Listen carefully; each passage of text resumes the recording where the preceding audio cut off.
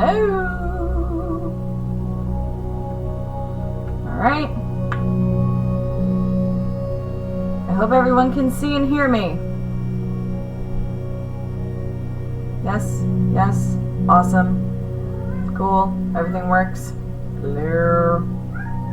I know I'm not paying attention to you, and I'm sorry. Uh-huh. Yeah, and I'm sorry about that, but I have work to do. Talking to my cat. This is great. Can everybody hear me? Hear and or see me. I will not go on without confirmation from the crowd. Hello? I love it. As soon as I'm live, the cat decides to want attention and love. Excellent. Good.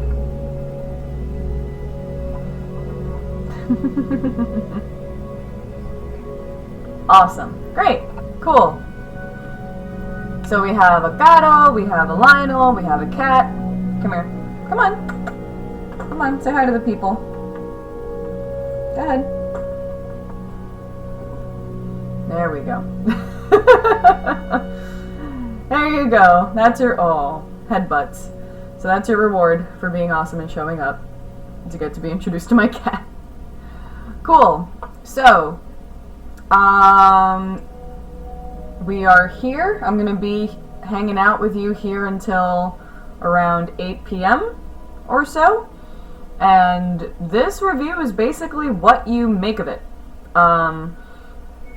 So whatever questions you have, whatever burning discussions you have, if we have to go look to the internet... Oh, now you're going to get super comfy on me. That's awesome.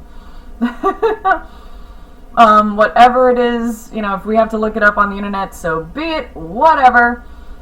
Just type whatever you want into the chat, and you'll be good to go. Let me see. There you go. Just in case. Perfect. Great. So, type in your questions, and let's start. Blah. That cat hair in my lipstick. You silly goose.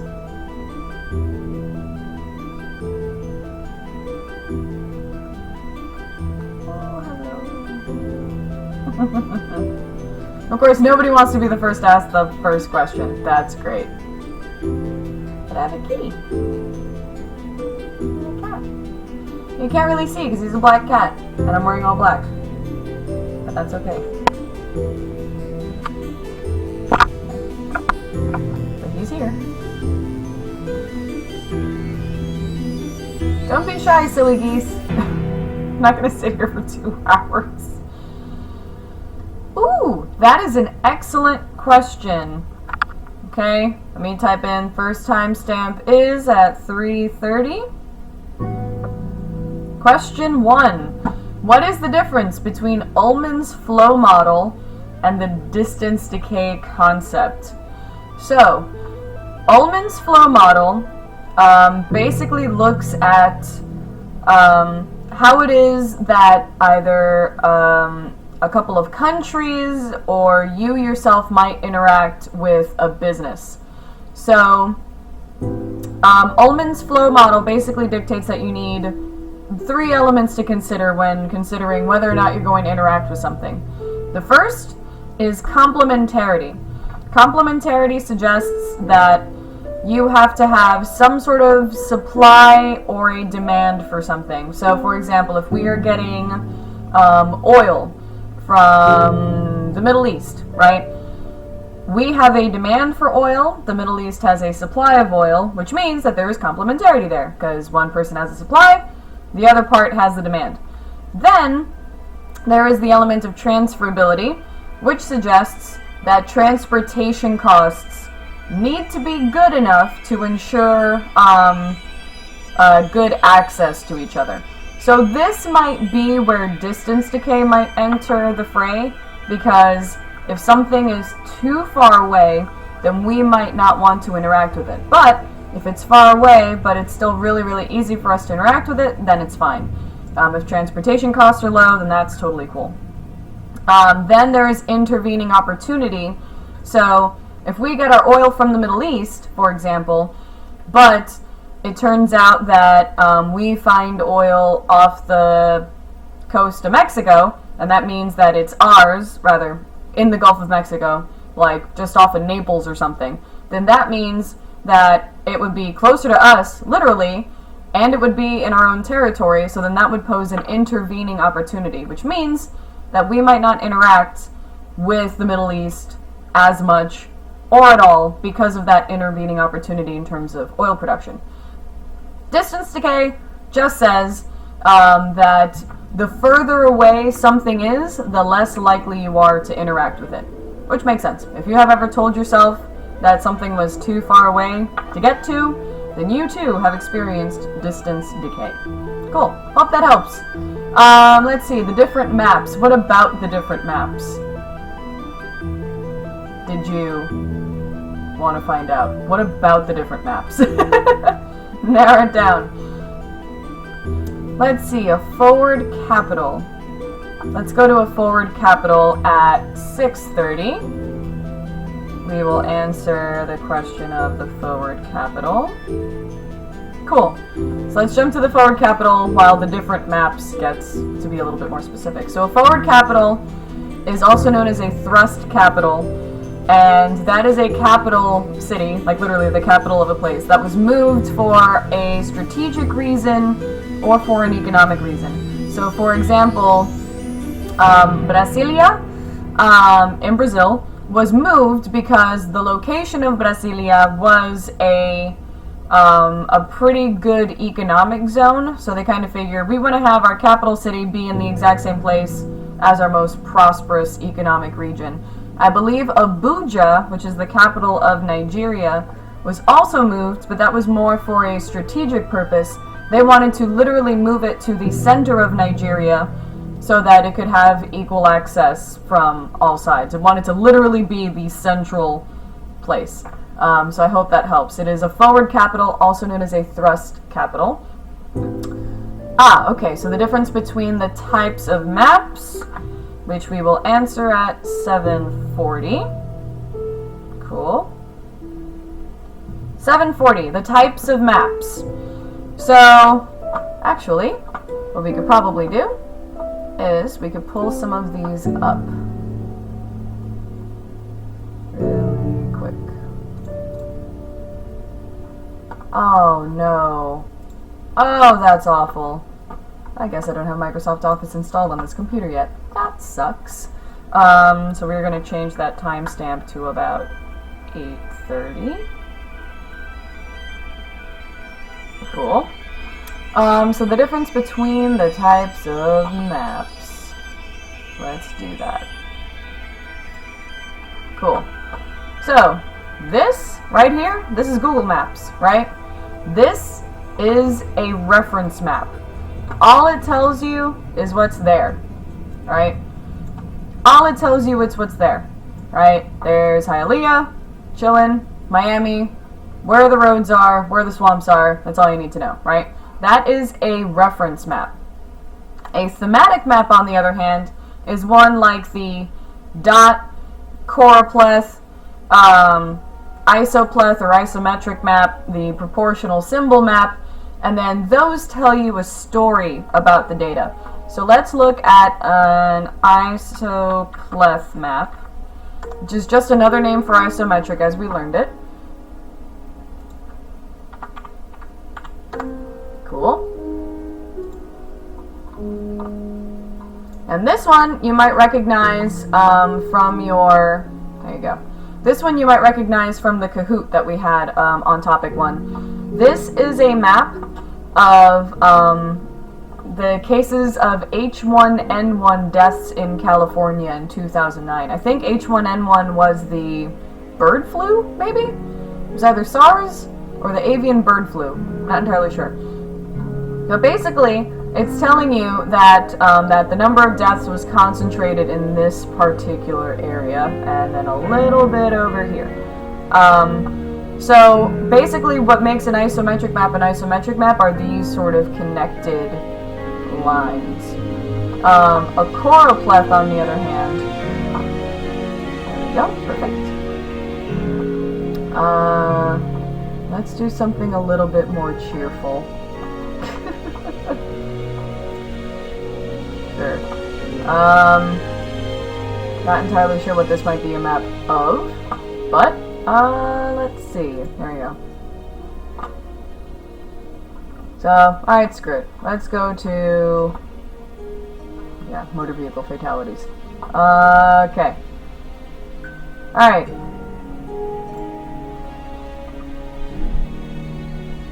Okay. So the number of, okay, cool. So population, right? So this is the population of Europe right here. This is a choropleth map, which means that every sort of administrative region has a different color. So that's Spain, that's Portugal, right? This is France, that's Italy, etc. This is Great Britain, cool. Northern Ireland, regular Ireland, right? So then everything is colored a different color, and then you use the key to be able to read it. That is a choropleth map. A proportional symbol map basically means that whatever symbol it is going to be bigger depending on the thing that's being measured. So, literally, they're using cows for this one, which is hilarious. They're using cows for this one. So this is the number of cows sold in Maryland, and apparently in 1997, this area was really hip with cows. And so, the more sales there were, the bigger the cow. So you can totally look at that. A cartogram is one where it actually distorts the size of the place depending on what is being measured. So this is the population of the world. So as you can see, this is India right there. And then there's India in yellow and China in green, which means it is huge in terms of population. Let's see, what am I missing? There's a dot map basically is based on, a dot means one thing. It's either a point map or a dot map. So then here, let's see, that's not accurate. There we go, try that one. Cool. Let's see, a dot map. Let's just use a regular dot map. There you go. Dot density. That's another name for it. So dot density map. This would be basically based on, you know, you can do a population of something. Oh, here we go. The concentration of tobacco agriculture, right? So the more dots there are, the more heavily concentrated it is, and then you can go to the key on the lower right-hand corner of that and say, okay, if I have this many dots in a certain place, what does that mean in terms of quantity? So those are your basic maps, and all of those are thematic maps because they can tell you a story. Cool. So we did the different maps. Now let us look at. Let's see. Ooh. All right. Come on, kitty. All right. Let's go. All right. Goodbye. That was nice. Thank you. Appreciate it. Cool. So now let's look at comparative advantage.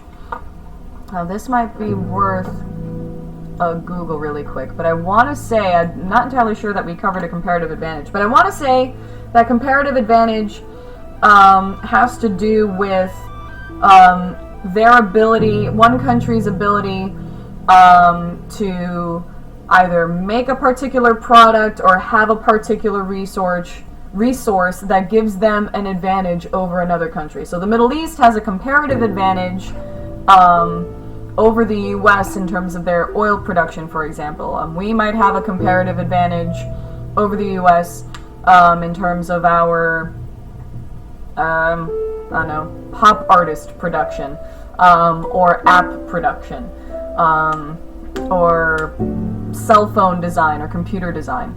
That might be what comparative advantage is. Cool. Let's see. That was around, like, It was around like 11, 15. Okay. Next question. Woof! Alright, next question. The difference between centripetal and centrifugal forces. So, centrifugal forces are forces that can basically force a country apart. So, for example, if you have strong local governments, let's see, I started that one at around 15. There you go. If you have strong local governments, if there are a lot of people in one particular country that are speaking a bunch of different languages or have a bunch of different cultures, a bunch of different religious beliefs, then that doesn't really mean that the place is really all that unified. So that is a centrifugal force. Think of a centrifugal force as the same kind of force in physics that is like the spin cycle in your washing machine, which spins it around and basically forces the water out. Basically, you are separating a state through the use of a centrifugal force. Now, a centripetal force, that is the force that kept the water in my mug when I swung it around really fast. That is something that keeps a state together. So, a strong central government, basically something that unifies the people. If everybody has like one national language or a common religion, things like that will tend to keep people together. So that is a centripetal force keeps a state together. Centrifugal force drives a state apart. Cool. Agglomeration. As per request, agglomeration 1701. Perfect. Agglomeration basically refers to the clustering of industries. So in Silicon Valley, the tech industry is agglomerated together because there's a whole bunch of companies in one place that all kind of do the same thing. So they're all bunched together. So you might see an agglomeration of warehouses in Doral, or like processing plants in one particular place, or an agglomeration of really baller barbecue restaurants somewhere in the deep south. You might see an agglomeration of movie studios in California, right? Movie studios are clustered together and they all tend to hang out in California because that's where Hollywood is. So they all kind of clump together.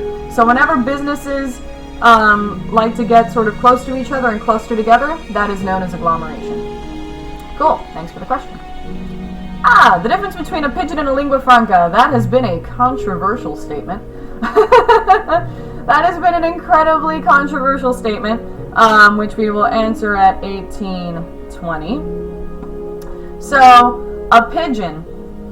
Now, I am going by the definition from the textbook we use, not necessarily the AP Barron's Guide. I tend to trust the Barron's Guide, but in matters such as this, I tend to trust the textbook a little bit more because it is a college textbook.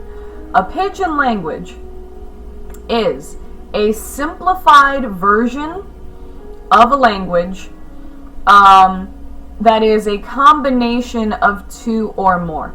It is very simplified. There's not a lot of sort of complicated use of grammar or spelling adhered to, and it is typically used for purposes of trade. Now, a lingua franca is just a plain old, maybe third language that a country might adopt, or that a region might adopt in order to better communicate with each other, where there's a bunch of people that might not share the same language. They might want to learn one third language that everybody can know, that way everybody can talk to each other. So for example, in Miami, you can get like a white, born and bred American person living in Miami, and you might have a Haitian that just came over or has been here for a while, but maybe only speaks Creole, right? The thing that they have in common is that they live in Miami, and they may not understand each other with the American speaking exclusively English, and the Haitian may be speaking exclusively Creole. But one language that they both might be able to learn in order to understand each other is Spanish, right? And Spanish would probably be considered the lingua franca of Miami. English is considered a global lingua franca. If you know English, that means that you can communicate with a significant percentage of the world. That is what a lingua franca is. It is probably a third language that is able to be spoken by people that may not otherwise be able to communicate, whereas a pidgin, simplified, combination of 2 or more languages for the purposes of trade. Cool. Religion. Who are the people that believe that there might not be a God, but there might be a God? We'll answer that at 2103. So, if you're not entirely sure that there is a God, that means you are agnostic. Agnostic. An easy way to remember that is in the word agnostic is GNO, which you might pronounce no, and that's actually the root of the word know, knowledge. They're related. So if you are agnostic, that means you don't know, GNO. You don't know. If you are an atheist, that means that you are sure that there is no God. That is the difference between an agnostic and an atheist. Awesome. Ripping through these. Okay, let's see. My goodness. Whew. So many things. All of the things. Oh, okay. All right. Whew. All right, let's see what else we got. Okay, the economic activities. Cool. The economic activities, 2225. Awesome. All right.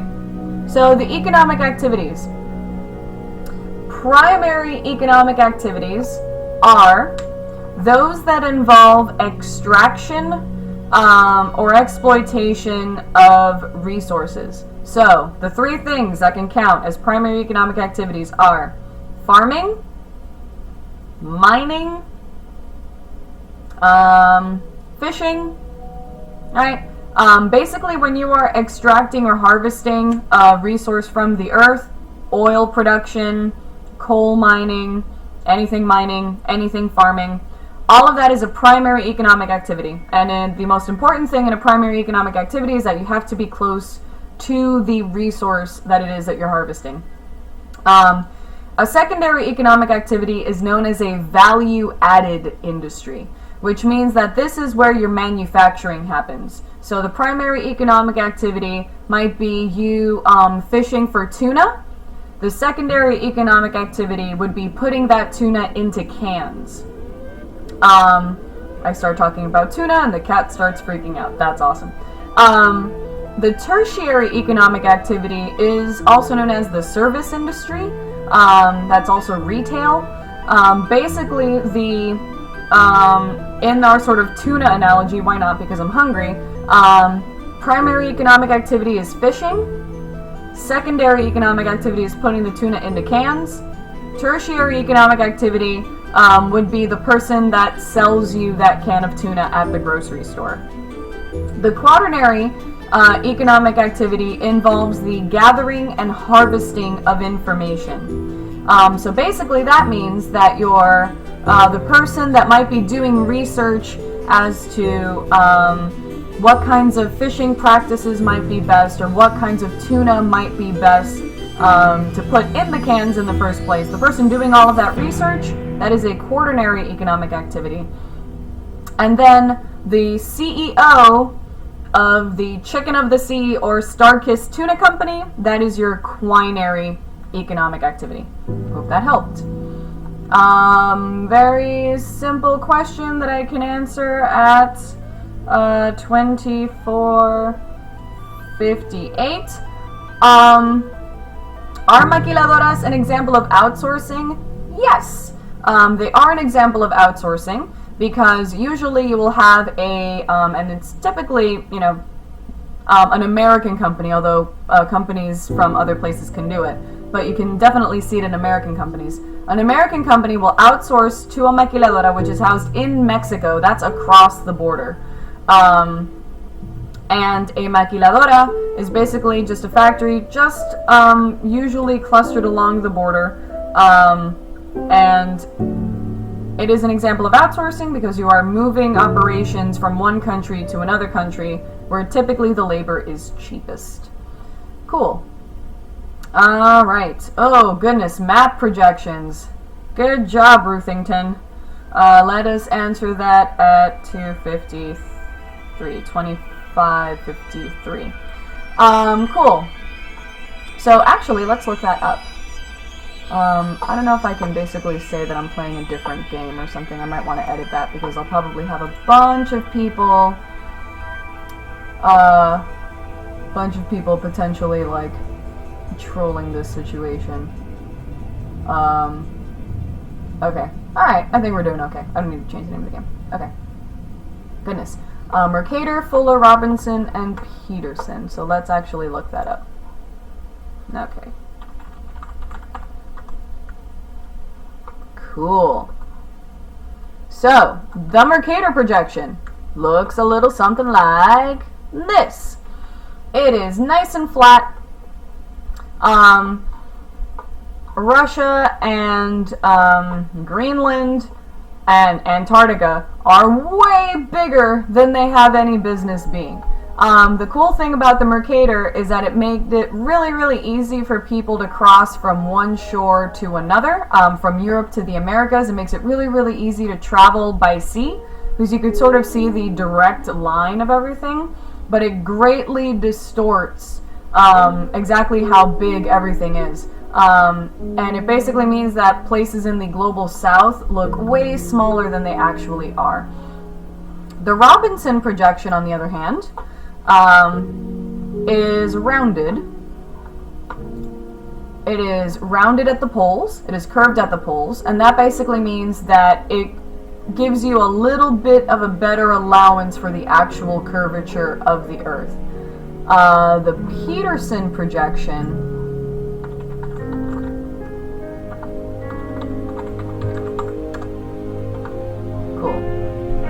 the Peterson projection is the one that actually is probably the most accurate in terms of actual relative size of the countries. Like, yes, Africa is that big compared to all of the other countries. That is basically kind of what the Peters projection does. And then the Fuller projection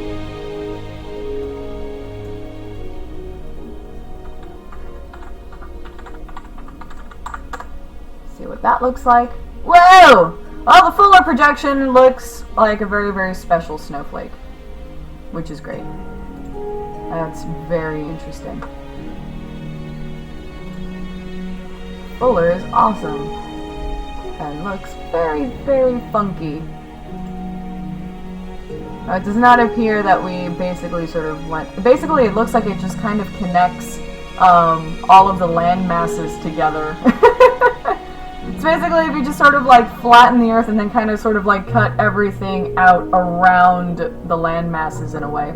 That is what the Fuller projection looks like. Good heavens, thanks for the question. Let's see. Okay, central place theory. Awesome. So let's pull up a picture of our hexagons here.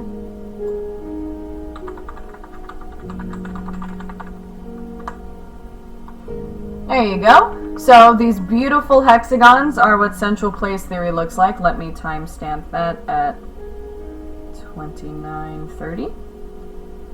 Cool. So this is central place theory. Awesome.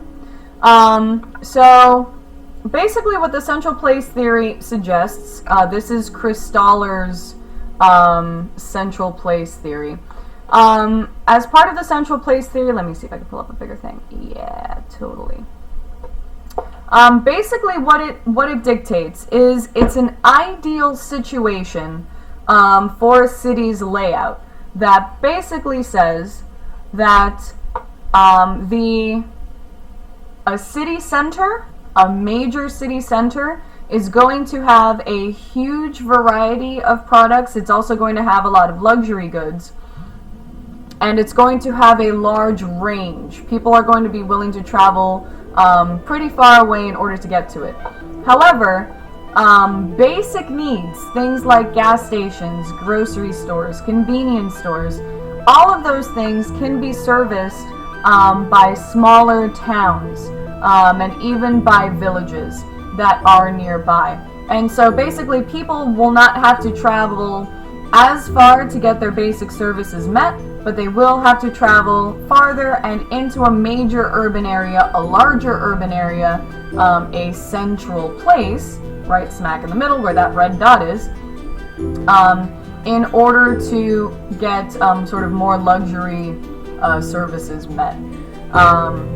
Basically, this is kind of based on an ideal situation where everything is sort of perfectly flat, and things sort of kind of lay out in this way, in this sort of neat little hexagon shape.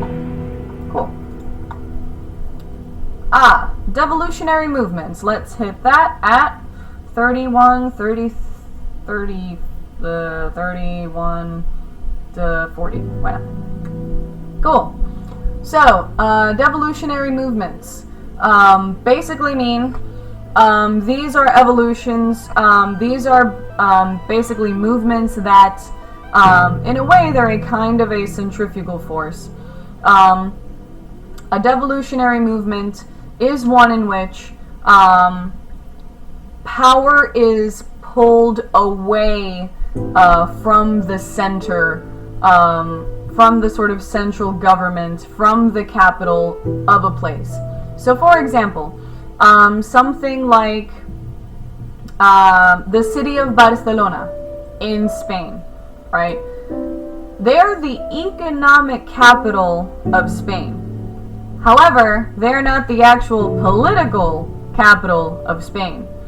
So what that basically means is that something being a very, very strong economic center means that that place is probably going to have a lot more relative power than even the actual political capital, which is in Madrid, right? So already having sort of two strong places is going to kind of be something that tears the particular country apart.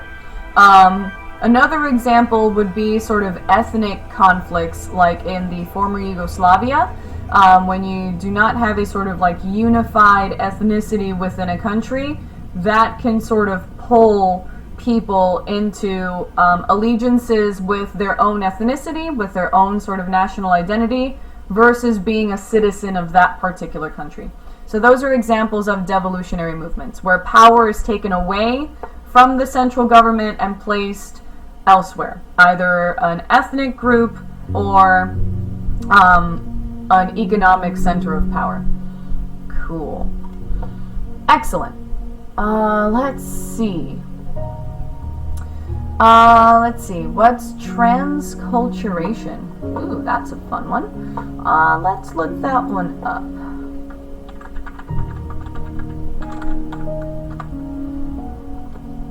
Transculturation. Excellent. Okay. Oh, okay.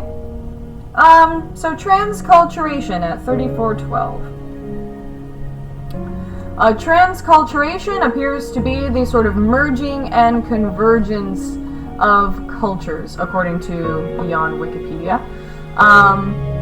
Transculturation was coined by a Cuban anthropologist in 1947. That's actually pretty cool. Let's see. The natural tendency of people to resolve conflicts over time. Okay. Merges these concepts. Okay, cool. So it's kind of an umbrella term. Transculturation is kind of an umbrella term that might encompass things like acculturation, where you just sort of adopt elements of another culture, as well as assimilation, where you completely eliminate your previous culture and adopt the new culture. So that might be something. Okay, let's see. Explain the birth rates. You're going to have to be more specific before I go there. Can I clarify each of the economic activities? So, like, what happens in each? I think I may have done that, but if I'm not clear, say it again down below in the chat. Okay. Elaborate on spatial perspective and an example, please. 35, 37. Cool.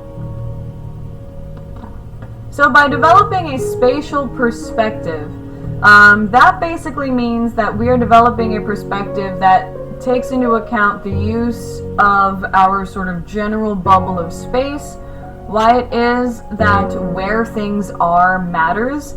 It's also known as the why of where. And so an example would be studying something from the spatial perspective would be something like, rather than using a reference map, like just saying where things are, a spatial perspective would look at thematic maps, such as choropleth maps, such as dot maps, in order to tell stories about a particular place and in order to find patterns of why things might happen in certain places.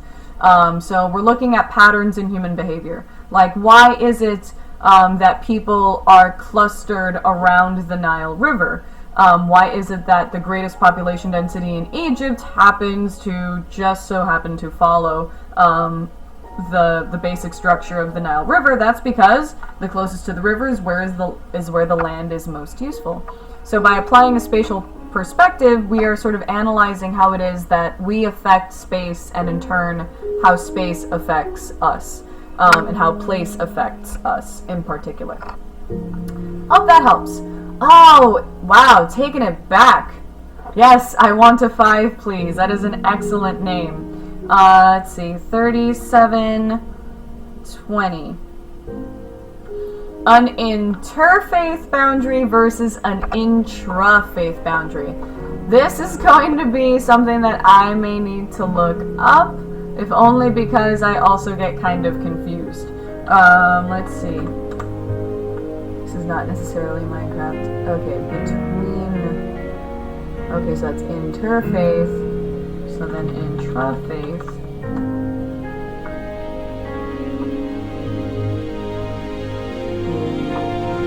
Intrafaith.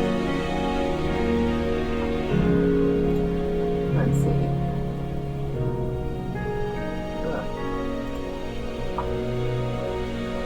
Interfaith versus intrafaith.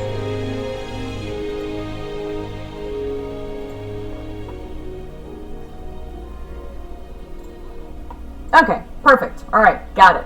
So, interfaith, with an E, interfaith is communication between different religions. So, if I'm having an interfaith dialogue, then that might mean that I am part of one religion communicating with someone from a completely different religion. So, Christians and Muslims having an interfaith dialogue. Jews and Hindus having an interfaith dialogue. An intrafaith dialogue would be people of different sects of the same religion. So, intrafaith would be a boundary between Southern Baptists and Mormons. Both of them Christians, both of them big fans of this Jesus Christ guy, but they sort of believe different things about Christianity. So the boundary between Mormons and Baptists would be an intra-faith boundary. The division between Sunni and Shiite Muslims would be an intra-faith boundary. An interfaith boundary would be the division between Christians and Muslims, Jews and Hindus, etc. So interfaith between religions, intrafaith within religions. Cool. Let's see. Let me scroll down and make sure that we haven't completely gone off the rails here. Awesome. Okay. Etc., etc., etc. Awesome, awesome, awesome. Cool. Alright. So, okay. Let's see. My goodness, you have all sorts of questions, and there is absolutely no way that I can get them all. This is ridiculous. This is awesome. Okay, so let me sort of look at some things that people might have in common. Superimposed and subsequent. At 4049. I'll do this a little bit more rapid fire, I think, just for your case. Okay, 4059. Superimposed does not respect cultural boundaries. You're imposing on somebody. A subsequent boundary is a boundary that occurs after the fact, and it does respect existing cultural boundaries. Perfect. Cool. What is an exurb? 4125. An exurb is basically outside of a major urban center, but still within a city's commuter shed, which means that the people that live all the way out there still commute into work in the central business district. Cool. Okay. Ice Cream Lover 1999. That makes me very, very happy. Cool. 4158. Balkanization is basically named after the Balkan region, the former Yugoslavia. That's basically when people link very tightly with their sort of ethno-national identity. So their ethnicities, rather than considering themselves citizens of a particular nation. So it is a devolutionary practice along ethnic lines. Cool. Okay. So basically I'm going to try to not go through a lot of maybe topic 1 stuff, because topic 1 stuff is not necessarily the stuff that's going to be on there the most in terms of percentages. But a good one at 4250 would be the difference between a basic and a non-basic economy. So a basic economy, for example, the tech industry.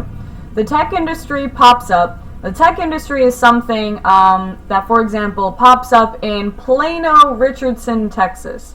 The tech industry pops up there. The tech industry is not concerned about getting their money from the lovely people of Plano, Richardson.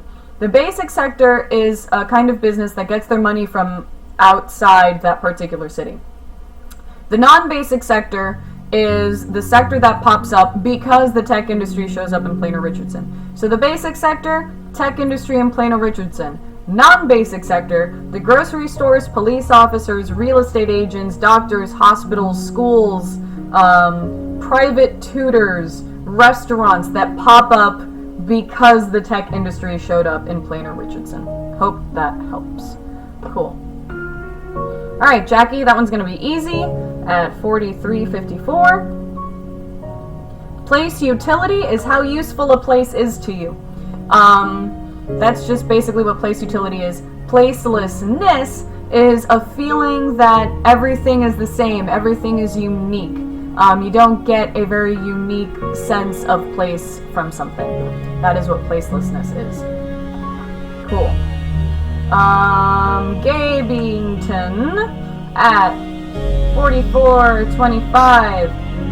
A state is an administrative region that has concrete borders. It is a political unit. A nation is a cultural unit. These are people with shared language, culture, ancestry. A nation state is when the administrative boundary and the cultural boundary just happen to coincide, as in the case of Japan and Iceland and Poland. A stateless nation would be people that strongly identify themselves as part of a nation, have a common language, common culture, they're awesome, but they don't have a recognized administrative boundary. So these are your Kurds, your Basques, etc. Those are your stateless nations. Palestine, also an example. Cool. Great. Running through at 45:15. The Dependency Theory of Development. Good heavens, I am trying to go as quickly as possible. Great. Great. Let's see. Alright. Okay, good. Just sort of cleaning out some questions here. Excellent. Okay. Scroll up. Okay, the Dependency Theory of Development at 45:55. So the Dependency Theory of Development basically dictates that core countries basically make periphery countries dependent on them. Periphery countries end up, less developed countries end up being dependent. They can't necessarily be independently wealthy because they are dependent on not only core countries to give them jobs, to outsource their jobs to them, but they are also dependent because of foreign loan debt. They take out loans from the International Monetary Fund or the World Bank. Then they have to pay back those loans. So any economic development that they do have, instead of being put back into the country to be awesome, is instead being used to pay back the debt. So then they need to develop more, they need to take out another loan, and then the cycle of development and dependency continues. Awesome. Cool. Whew. Okay. So locational theories in economic geography. Oof. Be a little bit more specific with the questions, so that I can do things very specifically and quickly instead of rambling. Cool. Suburbanization at 47:16. Suburbanization is basically the process of going into a rural area, a little bit more of a rural area. You're going outside of the central business district on the very, very outskirts of a city in order to basically build homes. Usually rent is cheaper there, and so people will end up living there and then commuting into the central business district. Cool. Okay. Oh my. Heaven help me. Okay. Cool. Let's see. Awesome. Okay, so I'm trying to see if there's like anything ridiculously pressing. Cool. Okay. So I already did that one. Awesome. Okay, good. Alright, awesome, cool. So, Ravenstein's laws of migration. Let me pull those up. Unfortunately, since I don't have PowerPoint on this computer, that's something that I'm going to have to get for next time.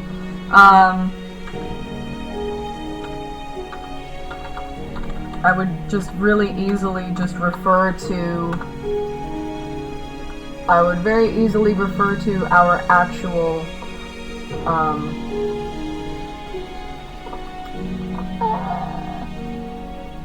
I can very easily refer to my actual PowerPoints, but let's see. Cool. So Ravenstein's laws of migration basically state most migration, let's see, let me put the timestamp on that. Ravenstein's laws of migration starting at 4920, boom. Good. Ravenstein's laws of migration. Most migration is only over a short distance. Let's see. There is let's see. For every migration flow, there is usually a counterflow. So for every group of people moving into a place, there might be people that say, ugh, I'm not entirely sure if I enjoy all these people moving in, so then they end up moving out. So for every flow of people in, there's usually a flow of people out. Long-distance migrants go to the great centers of commerce and industry. So people are attracted to major urban centers when they're migrating, not necessarily Peoria. Most migrations are rural to urban. Most migrants are young men, but in reality, most migrants are actually women with children. And then usually economic factors are the sort of primary cause of migration. So those are kind of Ravenstein in a nutshell. Cool. White flight is basically when all the white people leave an urban center because there's way too many brown people in it. That was at 5048. That was a really quick answer. Cool. 5048, the difference between gentrification and white flight. Perfect. Gentrification is when the white people come back into an urban center, revitalize it, and then, start putting Starbucks in the inner city and building it up. Then the rent goes up, then it displaces all of these sort of poor ethnic minority populations from the city center, and then they start having no place to go. White flight is when a lot of low-income or minority folks are in the inner city, which means that the white people end up going and living in the suburbs. Cool. Let's see. I already went over basic and non-basic. Okay.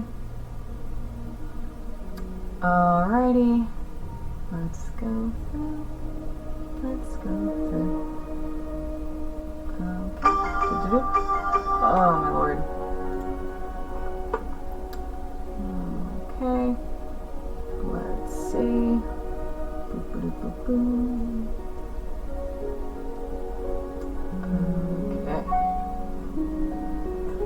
Alright. Excellent. Okay, let's see. We have a whole other hour together. I'm kind of doing this sort of rapid fire in a sense. And then especially for my first period, second period, and fourth period folks, if you're watching, we do see each other tomorrow. And then I also have another one of these tomorrow, so don't worry. I will answer your question. If not in the next hour, then tomorrow during class, and if not tomorrow during class, then tomorrow night. I promise. No 5 left behind. No 5 left behind. Cool. So let's go over language in general. We could do that. So language families. Let's see, I really wish there was a... Oh, you know what? Hold on. Let me do something here. And see if there's a way for me to look at the PowerPoints without necessarily having PowerPoint on the computer.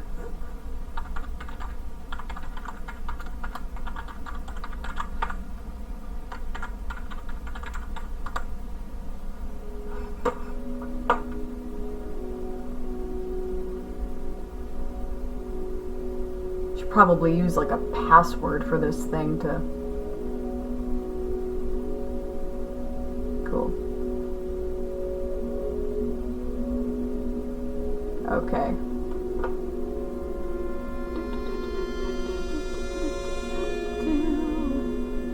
Sorry, I had to put the name of a game in there. Sorry if you were expecting Minecraft. Not happening.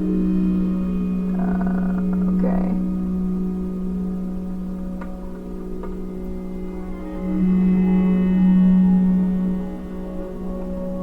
Let's see here.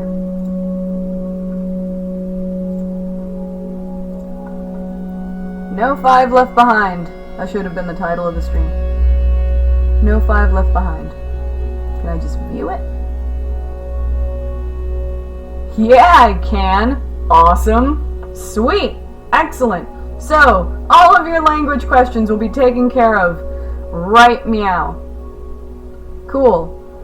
So, an isogloss. I remember getting that question at 5448. An isogloss is a geographic language where a language is spoken. So, basically you might say, what is it? Anglo-America would be an isogloss for English in particular. Let's see. A language family. 5520. A language family. So this is basically descended from a single early tongue. Indo-European is the most widely distributed. Why? Because the Indo-European language family has all of the Romance languages in it, so Italian, Spanish, Portuguese, French, Romanian. Let's see, what else does it have?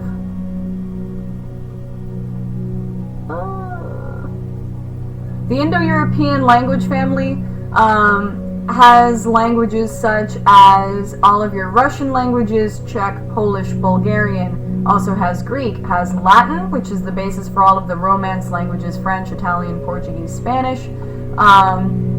It also has Persian languages, as well as Bengali and Hindu, think Hindu, European languages, as well as Germanic, which eventually gives us English, basically German languages, Germanic languages, which give us English, Dutch, Middle English, Yiddish, German, Icelandic, Norwegian, all of that jazz. So those are your language.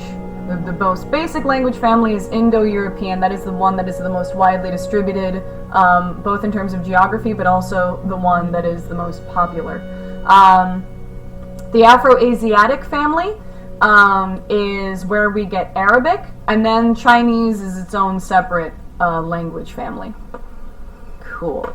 There we go. So now we'll actually be able to refer to PowerPoints now. This is perfect. Okay. Alright, so a shatter belt. Definition of a shatter belt at 5716. The definition of a shatter belt. A shatter belt is a boundary between cultures where there is a significant amount of conflict. So, you might have a boundary between Southern Baptists and Mormons, which is a cultural boundary, not necessarily a shatter belt. There may not necessarily be the kind of conflict that you might see in a cultural boundary between Christians and Muslims, or Jews and Muslims, or even Shiite and Sunni Muslims, or even between Christians and traditional religions. So a shatter belt is a cultural boundary where there's a significant amount of conflict. Okay. So let's review some stuff. Let's look at stuff.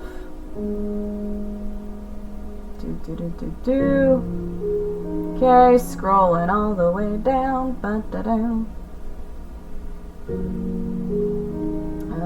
Okay. Cool. Okay. Nice. Alright, so I'm just going to scroll down to the bottom of the chat and then just sort of like work my way through here. Let's see.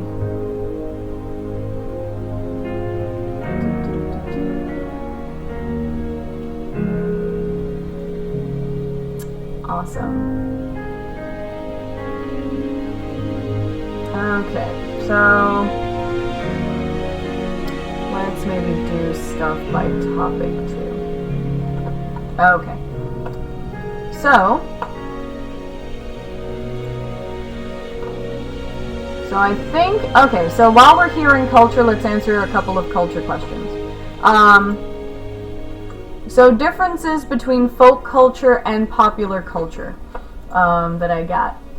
Let's see. Pop culture and folk culture differences and similarities. By that I mean the more intricate ones. Ooh, more intricate, okay.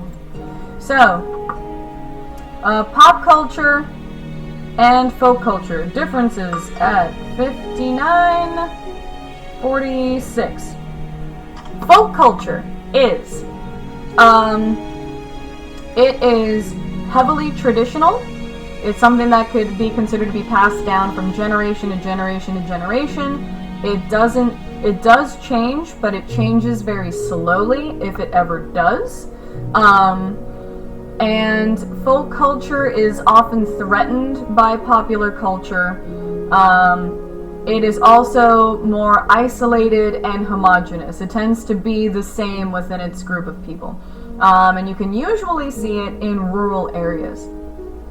So for example, bluegrass music, pétanque, which is a game that is sort of native to Quebec.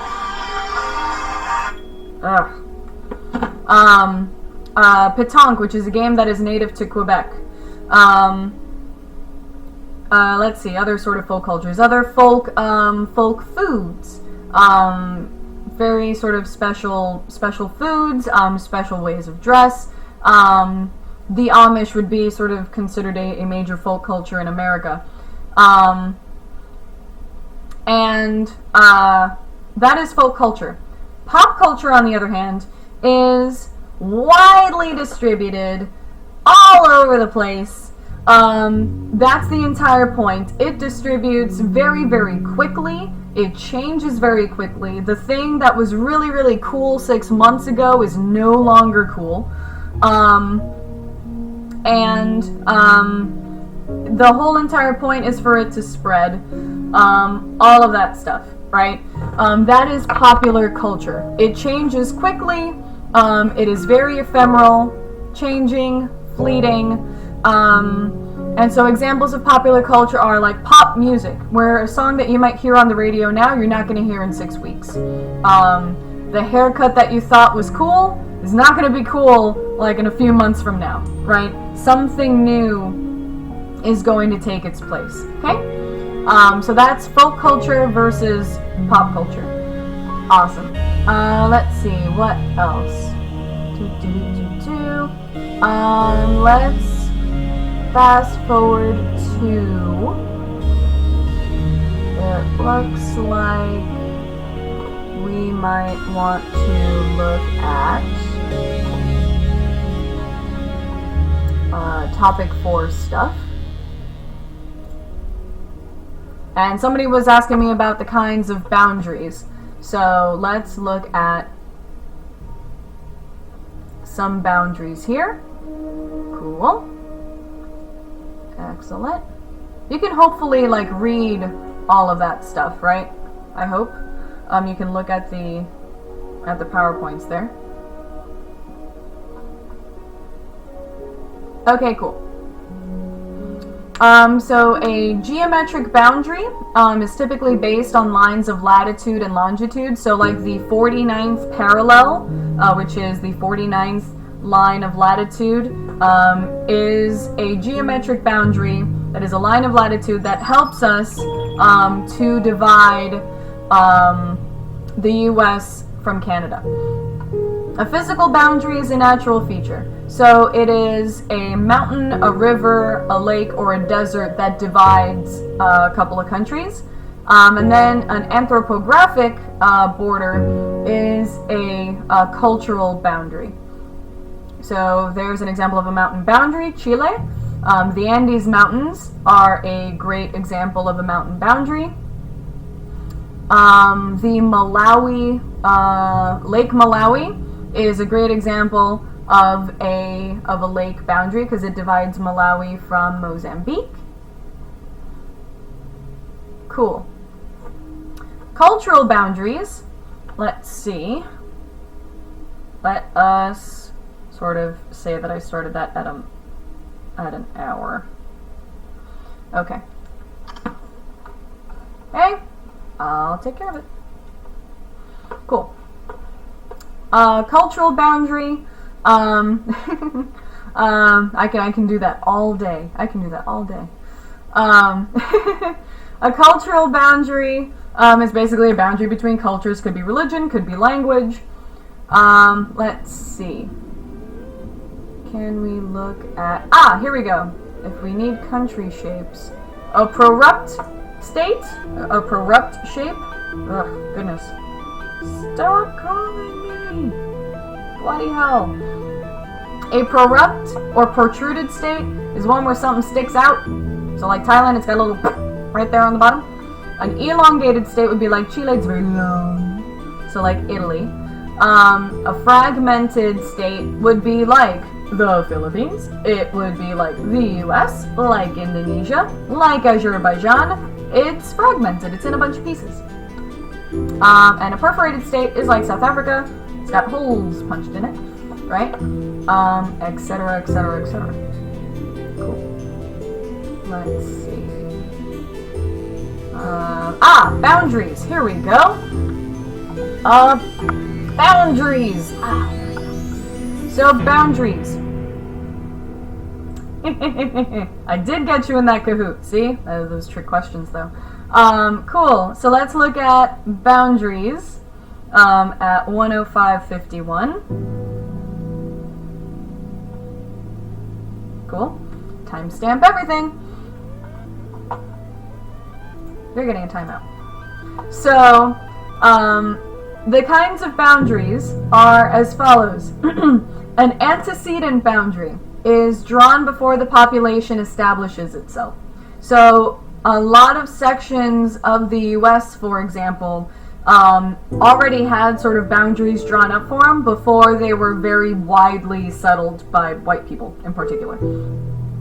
A subsequent boundary is one that is drawn after the population establishes itself.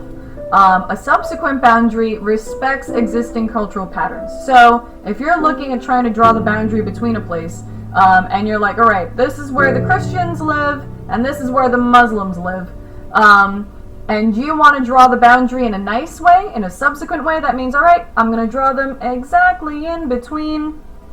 There you go.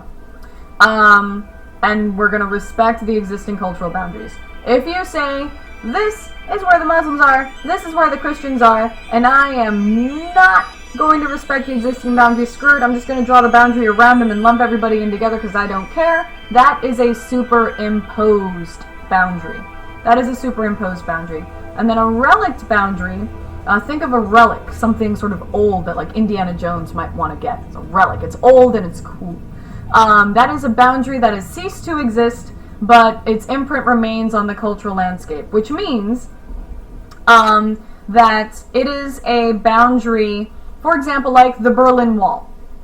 The Berlin Wall is no longer used as a boundary, but you can still see fragments of the Berlin Wall sort of scattered around where it used to be in Germany, right? So that is a relict boundary.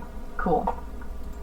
So now that we have our boundaries and our shape states taken care of, let's point our attention to some supranational organizations, because that appears to be something that we enjoy.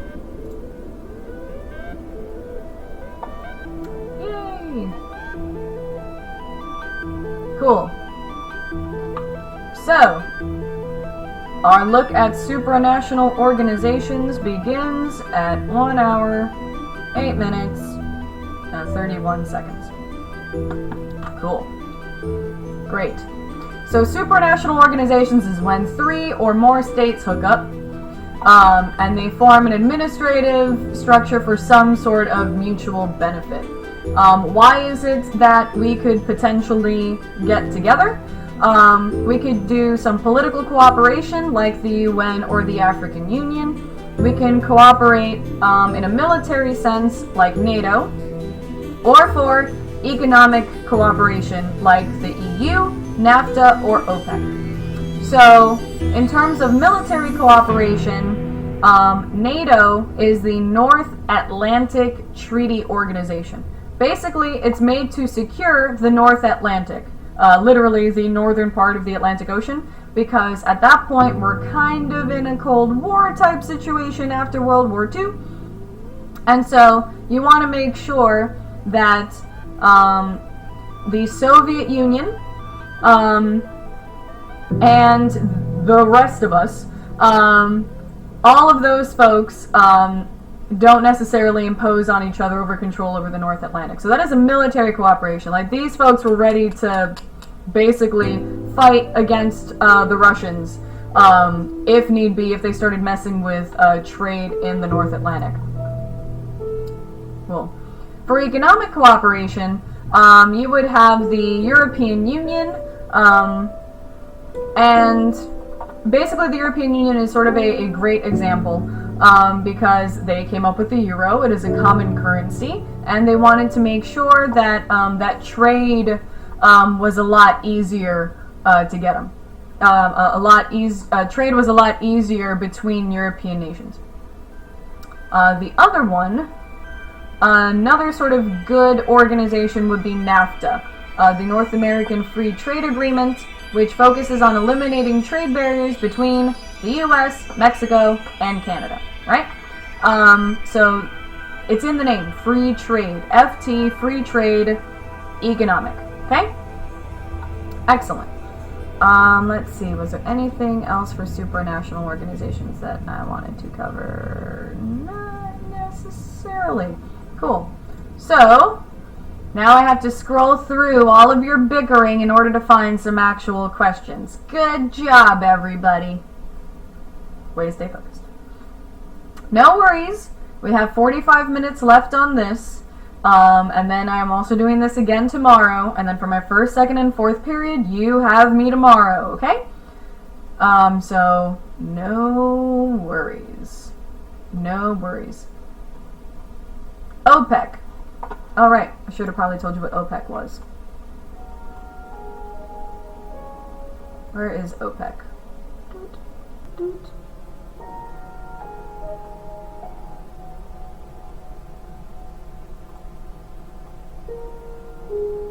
OPEC. I believe it is the Organization of Petroleum Exporting Countries. Yeah. Cool. Okay, so now I need to find some more questions. Alright, let's start over. Instead of having me scroll all the way back. Excellent. Okay. Alright. Pidgin and Lingua Franca were already answered, so just wait for the video replay as soon as it's uploaded to YouTube and you'll be able to get on that. So, let's see. Alright, so let's get out of that and let's go to distance decay was already answered. Wait for the video replay.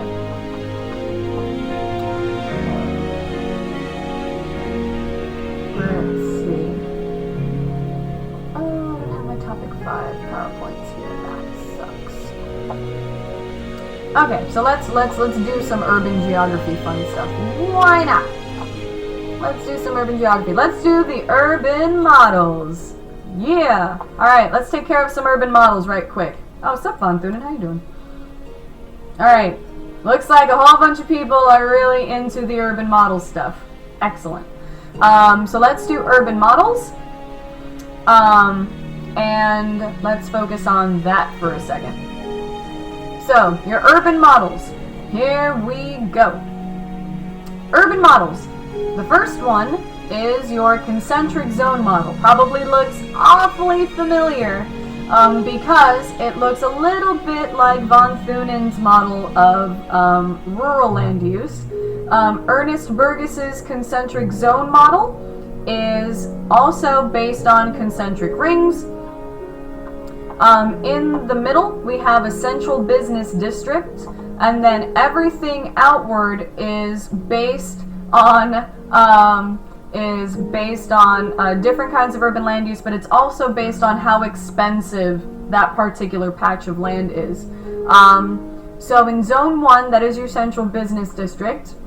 Zone 2 is the zone of transition. There is a lot of sort of industrial activities going on, and basically a lot of secondary economic activities. Zone 3 is basically the inner city. It contains the sort of poorest segment of the urban population. Zone 4 is dominated by the working class, so slightly better off class-wise. And then Zone 5, that is your commuter zone. That's basically your suburbs on the outskirts. That's basically your outskirts. That's basically your suburbs. So it's all laid out in concentric rings. I'm also going to record the urban space song tonight. I might have performed it tonight, but unfortunately my guitar player is not here. But I will have it recorded and uploaded for you later on, so that you can remember it in song form, if anything. Okay. Cool. So the concentric zone model, it's all about rings. It's based on land rent. Now, the bad stuff is that it is too simple. It is developed for American cities, so it doesn't really apply anywhere else. And it was created at a time when there weren't a lot of cars, basically. It was created during a time where there weren't a lot of cars, there were a lot of horses. So it's based on. So it's. So you're not really taking into account cars. So it's kind of like an outdated model there. Cool. The sector model. The sector model is where we have ourselves divided up in wedges. The sector model was basically based on Homer Hoyt. That is Hoyt's sector model right there. It is basically carved into wedges. This is what your sector model looks like. It looks like it's based on wedges. It is not only based on land rent, on how cheap or expensive the land is, but it also takes into account different nodes of transportation, such as basically it takes into account things like railroads and streetcars as part of the model. You have your central business district in the middle, so that makes it in common. With the concentric zone model. They both have one central business district. Zone 2 is typically a zone where you have transportation and industry. Zone 3 is low-class residential. Zone 4 is middle-class residential, and then Zone 5 is high-class residential. So here you might have maybe better access to really good public transportation, or even like a major road where people would be able to drive cars down. So that is your sector model at work. The multiple nuclei model, on the other hand, basically has a lot of centers, right? It's multiple centers, many centers, etc. So the multiple nuclei model basically looks like this. It's all kind of jumbled up together. There's a lot of different centers, and let's see. It might actually look a little more closely to the third picture in this row.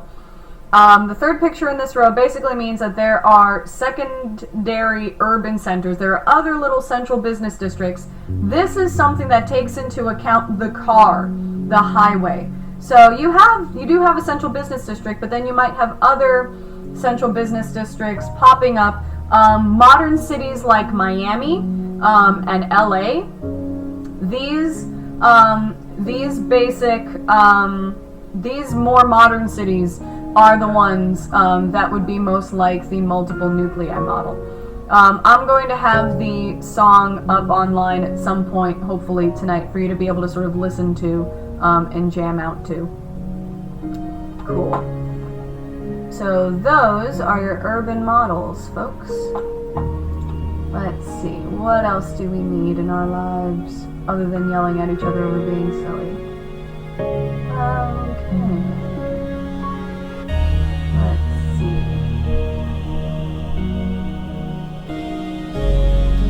Okay.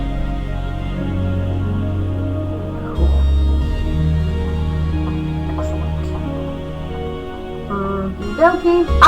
I do remember somebody wanting to know about the sort of like major world urban regions, what the cities are like in different parts of the world. The difference between a sort of like Latin American model and everything else. So that is at 1 hour, 19 minutes, 48 seconds. Cool. So the Latin American model looks like this. It most closely resembles Hoyt's sector model. It has a central business district, and the wealthiest folks live nearest to the central business district, as well as along the spine. You see that sort of, that kind of black spine coming out from the central business district. That is where the rich folks live. The key feature of the Latin American model is that it is centered around a central plaza with a church, typically, because Latin American cities are basically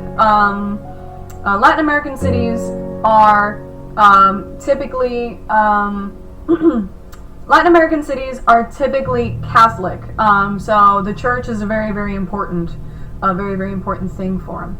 On the other hand, the apartheid city is based on racial segregation. It resembles the sector model in a way, and basically it resembles the sector model, and people are basically made to live in different sectors based on their race, as opposed to a Southeast Asian city, which in terms of which urban model it looks like, it's kind of a combination between the concentric zone model, because you do see the sort of rings around it, but then it's also the sector model, because you do see some wedges occurring in the model. What I'm going to do at this point is, I forgot that I had somebody giving me a delivery downstairs, so I'm going to be right back. I'm going to sort of pause this stream for a second, and basically I'm going to stop the stream, and then I'm going to start it over when I get back, and then hopefully by that time y'all will have come up with some better questions instead of fighting people over over not focusing and reviewing. So I will be right back, okay? Don't go anywhere.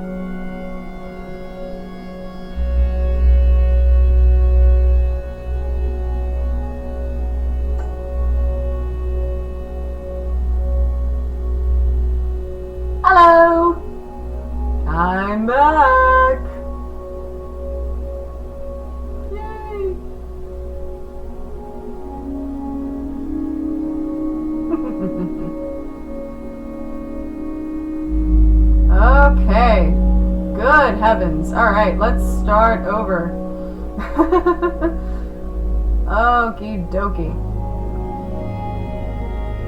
Excellent, excellent, excellent. Great, great, great, great, great. Alright, cool. And we are back. Guess who's back? Back again. Prof is back. Tell a friend. Cool. So, now, according to everything, we would only have about half an hour left, but I can go a little bit longer because of the break that I took. That I'm really, really sad that I had to take. Basically, let's go back to some of these questions. Welcome to part 2 of our AP Human Geography livestream. Alright. Excellent. So, let's see what we got. Part 2. Let's do this.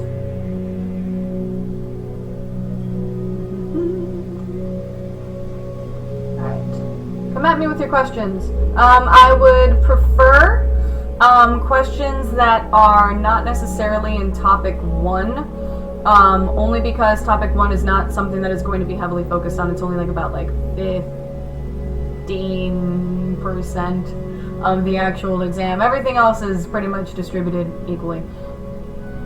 But let's see. Oh, good. You guys are answering each other's questions. That's nice. Cool. So, let's see. Does anybody have any specific questions?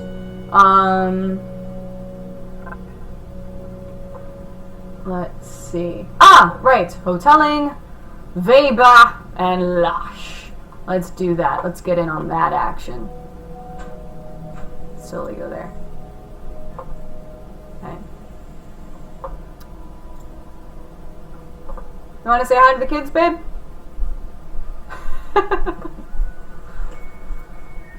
Is everybody learning? Professor Melendez is the smartest person I know, and y'all are going to be great. Don't stress. There you go. Awesome. Great. Okay. You're a band. Let's keep it chill. Alright. Let's do locational theories of industry. Pow! Let's get it going. Excellent. Aw, they called you Mr. Melendez. Isn't that cute? It's cute. Aw, that's adorable. Because that's, so not your name, but that's adorable. Cool. Alright. Thank you, Finn. We're going to get in on that. So, at 1:32, we are going to start with our 1:32:45. We are going to start with our locational theories of industry. This is hoteling, Weber, and Losch. Am I already? Yes, okay. No, the thing is not ending at 8. It'll probably go a little bit later. So, let's go to hoteling, Weber, and Losch. Oh my. That does not look good.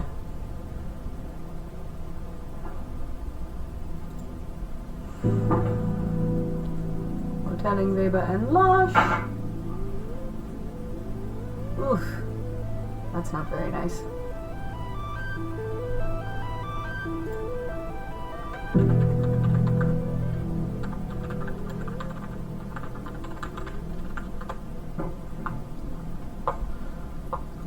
Okay. I'm not gonna play Words with Friends with you right now. I'm busy.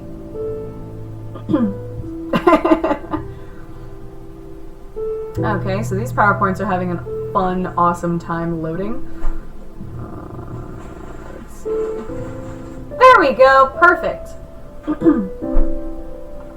Okay. Awesome. Don't think I won't have any of your people snitch on you. It is never too late to give it attention. Never too late. Never too late. In fact, the notion of it excites me. So, alright, let's talk about location models. The first is Weber's least cost theory. Basically, it dictates that you are going to position your manufacturing plant where the costs are the least, where it's cheaper, where transportation costs are the cheapest. That is basically what Weber says. So let's see if we can maybe look at an exact... perfect. So for example, in the triangle on the left, you have the different transportation costs between 2 points of supply as well as the market. If you wanted to put your manufacturing place in the perfect spot, then you would put yourself in point P, which is located in the right triangle there. That is going to be where your transportation and potentially your labor costs are going to be the lowest. That is all Weber cares about. Transportation costs and labor costs, right?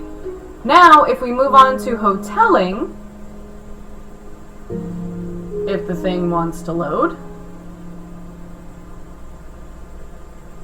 No telling hoteling. No telling hoteling. Perfect. Hoteling's model basically dictates that the only thing that matters is your location in relation to your competitors' locations. So, for example, in Hoteling's beach, right, which we have here, ice cream cart A and ice cream cart C are competitors, and they're going to have a certain amount of people that they're going to be able to affect. What the hoteling model dictates is that the two ice cream carts are going to move closer and closer together in order to get more and more people going to their ice cream cart versus the other ice cream cart. Basically, the hoteling model explains why it is that you might see Walgreens right across from a CVS, or a Publix really, really close to a Winn-Dixie, or even one Starbucks like across the street and around a corner from another Starbucks. That's because they're trying to get the market from all sorts of different sides. They're trying to cover as much ground as possible. They don't care about transportation costs. They don't care about labor costs. All they care about is where their competitors are and where it is that they're going to get the most market share out of that particular location. Losch, quite simply, is kind of similar to Weber, or Weber, in the sense that it also takes transportation costs and labor costs into account, but basically it is all about maximizing profits. So instead of a point, which Weber identifies a single point. Losch's model identifies an entire zone of profitability where if you place yourself here or here, you're still totally cool because your costs are going to be less than your actual income, less than your profits. Excellent. So I've already been over the urban models, so we are not going to go over that, and there will also be another little song attached to the urban models that I'll upload later. So let's not go over that. Does anybody else have anything else that they want to ask about? These models are not going to be in my song. My song is only going to be about the urban models.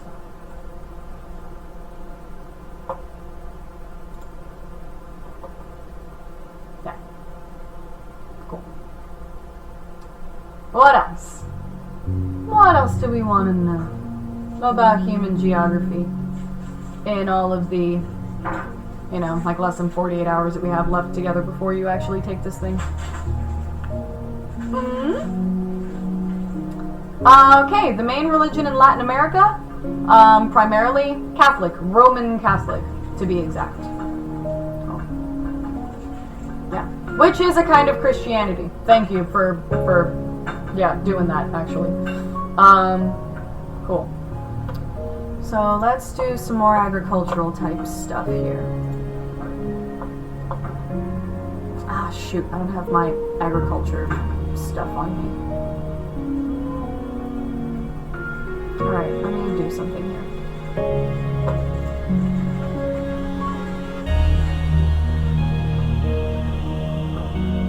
Okay.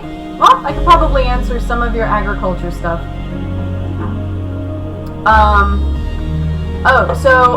It would be Roman Catholic, or just plain old Catholic. Orthodox Catholicism and Orthodox Catholicism and Roman Catholicism are different brands of Catholicism, but they're all still Christians. Let's see. Okay, here we go. Alright, so let's do some agriculture stuff. So, I'm going to answer definitively, once and for all, the difference between intensive and extensive agriculture.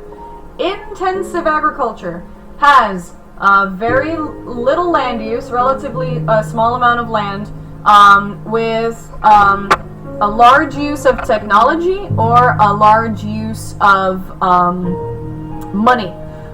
It's capital, it's economic capital intensive, it is technology intensive, it is very intense, it's very focused. Extensive agriculture, on the other hand, is a lot of land. It's like wheat farming, it's like cattle ranching, things that need a lot of room to stretch out. It's extensive. Hey, Sugar Lump. Yeah. Would you mind getting me a glass of water with some ice, please? Thank you. Sugar Lump for that, whatever. Yes. Only because I have been talking for like the last hour and 45 minutes straight, and I am parched. Yes, a lot of land. Oh, and in extensive farming, there are not a lot of people working on it. It might only be like one family that has like one big ranch. But in intensive farming, like for example, you might have remembered the banana plantation that we saw. I think we saw a video of a banana plantation, right? There was a lot of people. There was a lot of people working on it.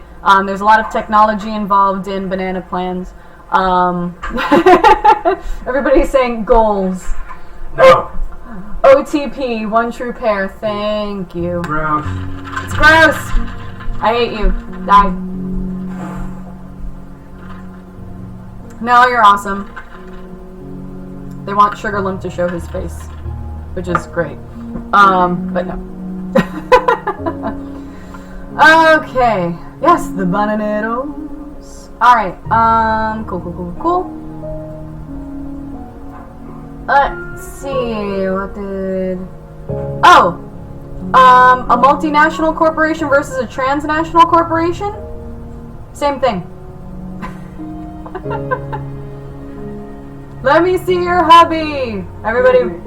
Huh? What are you doing? Making you dinner. Oh, he's making me dinner. Everybody. Goals. He's making me dinner. He can't show his face right now. He's making me mac and cheese.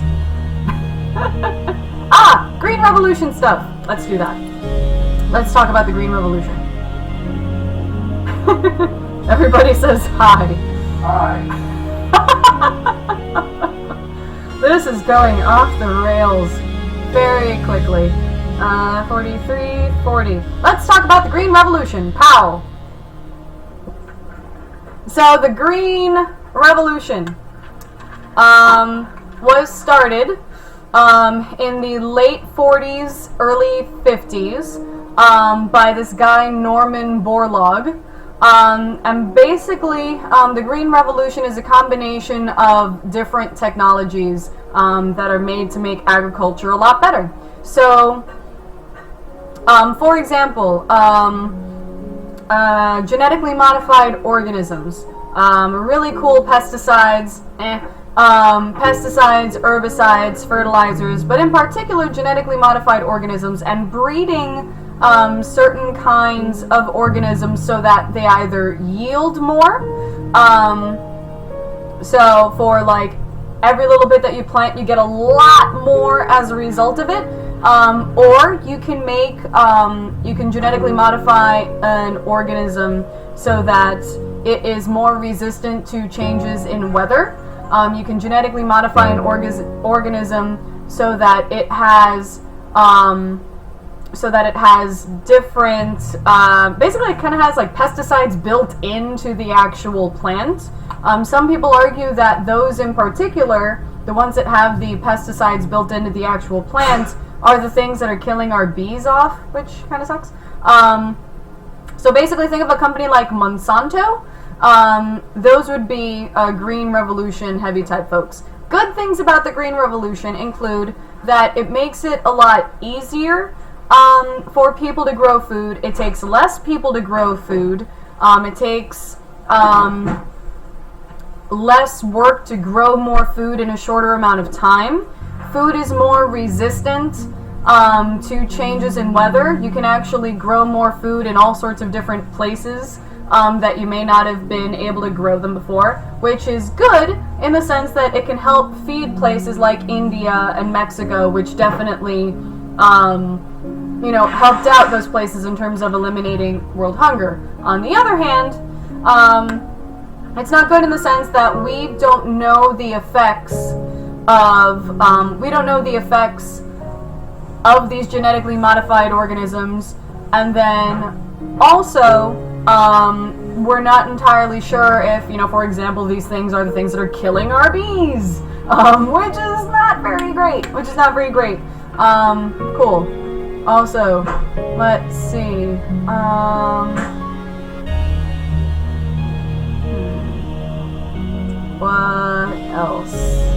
What else? You all are adorable.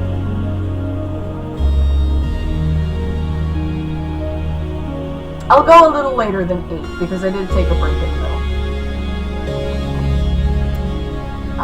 Let's see. Sustainable development. Okay. To answer the question, to keep going on the Green Revolution train. When did the Green Revolution start? Late 40s, early 50s. You started really seeing the awesome sauce effects of it in the 1960s. Sustainable development. I think that one I can actually pull up a PowerPoint for. There we go.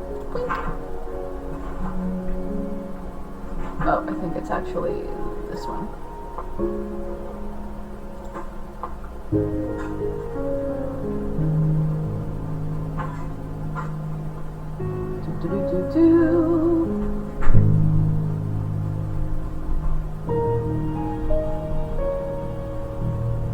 Good old Rosto.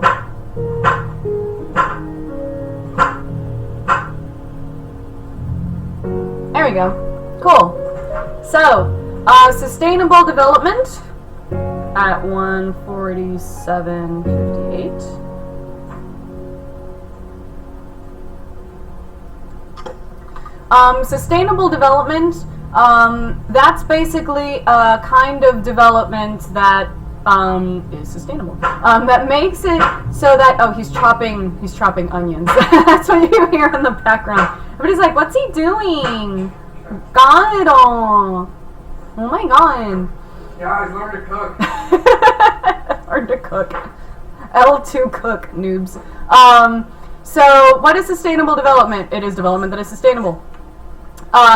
It requires global partnerships. So basically, countries working together, not exploiting each other, but actually working together and trading with each other. It also involves conservation efforts in order to not completely eliminate our natural resources. It requires a focus on renewable resources, which means instead of using up all of the stuff that we already got, basically focusing on renewable resources, solar, wind power, all sorts of fun stuff, and then also empowering women. If you remember, women in sub-Saharan Africa do the majority of the subsistence agriculture there. Unfortunately, when it comes time to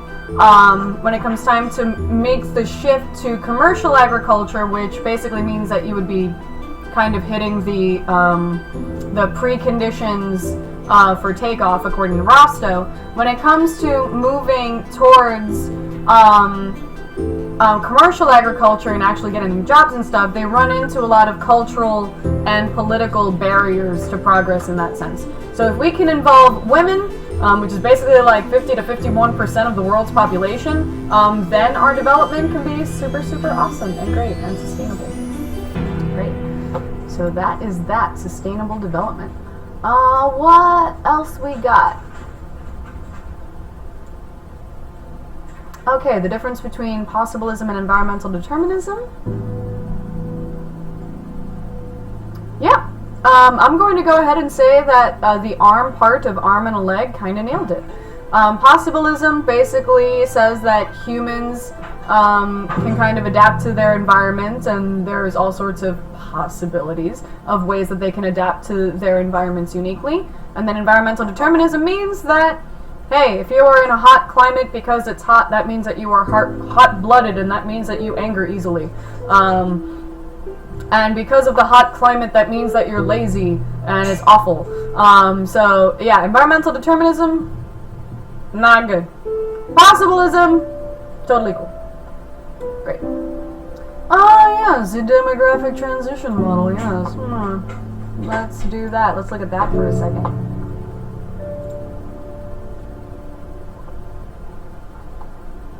That is topic 2.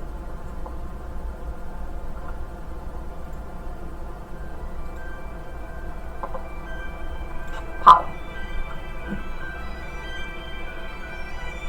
So let's look at that one. Perfect. Here we go. So here is your demographic transition model at work. Timestamp 1:51:35. Great. Cool.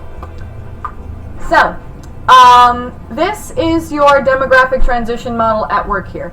So, kind of a really interesting and maybe one way to kind of distill this and kind of narrow things down. Stage 1 and Stage 5 are more sort of hypotheticals. There is no country under the sun whose DTM stage is number 1, if we remember the worksheet that we did. So there's nothing that exists that it's in stage number 1 with ridiculously high birth rates, ridiculously high death rates. And so far, there are countries that are kind of on the threshold, but not a lot that are sort of like, you know, waist deep in stage number 5 of the demographic transition model. Now, if we take the middle 3, stage 2, stage 3, and stage 4, then you can basically divide those 3 up into stage 2, periphery, stage 3, semi-periphery, stage 4, core countries. So stage 2 would be your less developed countries. They have access to some basic medicine, which is why their death rates are lower. But their birth rates are still really high. Why? Because these are places that A, have high infant mortality rates, and B, need a lot of children for farming, and C, potentially will have a religious impulse to have more kids. Not necessarily believe in the contraception thing. Stage 3 folks are your newly industrializing countries, your BMIC countries, if you will, Brazil, Mexico, India, China, right? That is when their birth rates finally sort of start to come down because they are industrializing, so they don't need to work with agriculture, subsistence agriculture anymore necessarily. So fewer children are needed. And then stage 4 are your core countries, the US, Japan, France, the UK. Contraception is more of a thing, as well as women marrying later because of their typically improved status, the improved status of women there. Usually when you have women marrying later and getting careers, the later you end up starting to have kids, the less kids you're typically going to be able to have. Okay? Cool. So, let's see, what else? Hopefully that's all for the demographic transition model. I kind of want to put a nail in the coffin of the demographic transition model. Is there anything else I can answer you about the demographic transition model before we move on to other stuff? Yes, stage 2 is caused because of a development in medical technology. Anything else for the demographic transition?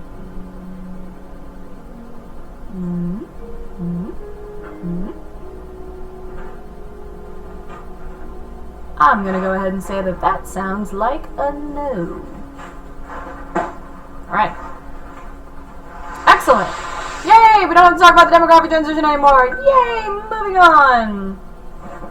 Huzzah! Cool. Let's see.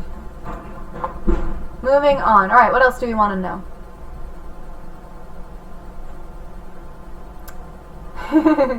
Good night! And I will have fun eating macaroni. Whenever it's done. How long do we have on that? Okay. Awesome. Cool. Let's see. Metropolitan area and a megalopolis.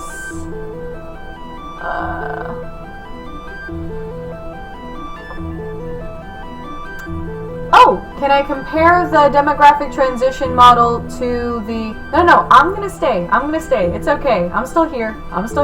No worries. I'm not going anywhere. I just said that I was moving on from the demographic transition model. But I did have somebody want to look at what the population pyramids might look like for each level. So, let's see. Population pyramid for stage 2 would have a really wide base. It would be all about that base, and there would be no significant amounts of trouble to be found. Stage 2 is all about that base. Stage 3 and stage 4 are kind of almost the same. They're kind of like rectangular in a sense. And then stage 5 looks like an inverted pyramid, where you have less people having kids, and then those less people having kids are going to have even less kids, and you're going to have even less kids, etc., and so on and so forth. Okay? Andy, I did go over comparative advantage earlier, but it will be online for you. A metropolitan area and a megalopolis. So Bowash would be a megalopolis. Let me put a timestamp on that for folks. 1:57:40. The difference between a metropolitan area and a megalopolis. A megalopolis is a sort of giant amalgamation of metropolitan areas. You could talk about like the greater Boston metropolitan area. So it's the city of Boston as well as kind of urban spaces around it. I'm gonna stay longer. I'm gonna stay after 8. No problems, no worries. I will let you know before we're done. We won't be done yet. I'll probably go another like 15 minutes. So no worries. Ooh, is that bacon? Yeah. Awesome! Puts bacon in my mac and cheese. That's amazing. Not pulling an all-nighter. Because y'all need sleep.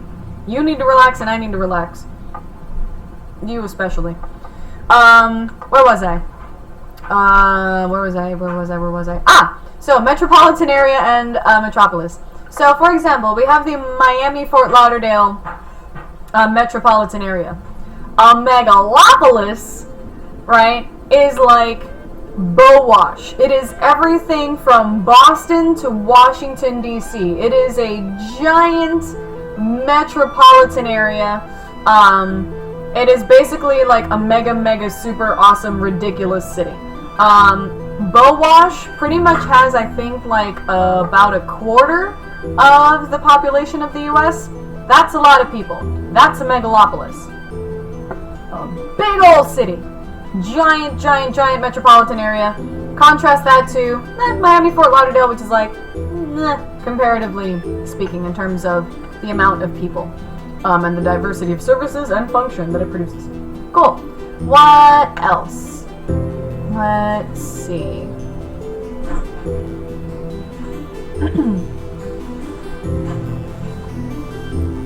Okay.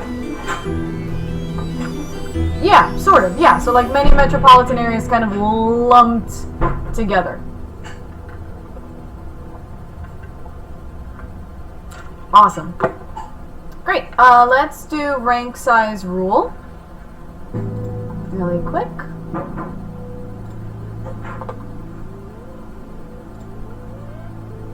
Where are you?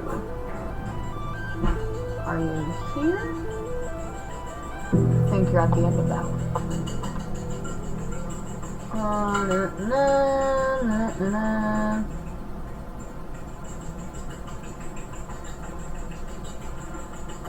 There you go. Cool. So rank size rule basically suggests that there is an inverse relationship between the size of a city and its urban rank. So the bigger a city is, and when I say the bigger a city is, I mean in terms of population size, not actual size. In terms of population size, the bigger a city is, the lower the number it is on the list of cities. So for example, let's go back up to the list here. Cool. So let's go back to the list. Yeah, I'm sorry, Jackie. Unfortunately, he couldn't make it. He never told me when he was gonna show up. He never told me when he was actually gonna show up. But what the man did say was he did give me his guesses. He did give me his guesses for what might be on the FRQ. In case you missed that conversation today. In case you missed that conversation, he did give me his guesses as to what the FRQs might be about. So, the FRQs are as follows. I'm going to basically timestamp that too.